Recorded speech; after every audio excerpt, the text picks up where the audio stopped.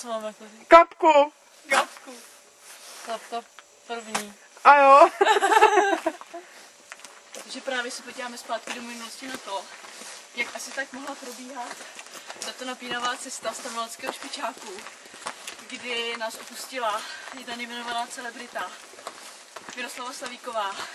Vůbec nevíme, co ji k tomu vedlo a snažíme se to teď určitým způsobem vyzjistit. Takže jdeme na to.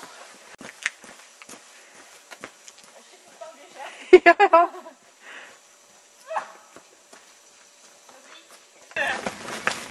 Dobrý den. Manažerka sněhu.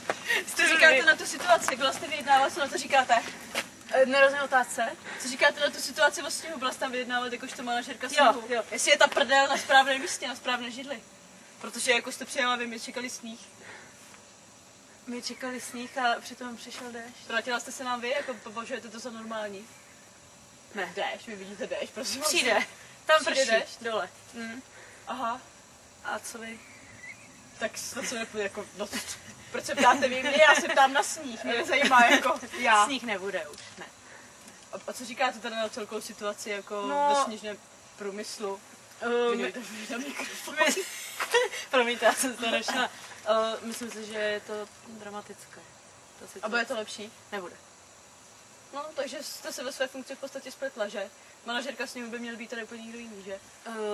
Já to mám dojednaný na příští rok, takže musíte si počkat. No to je nám absolutně předplatný. Děkuji za rozhovor. No, takže pro Sněžánek z Stavovského špičáku Liliana Salababor.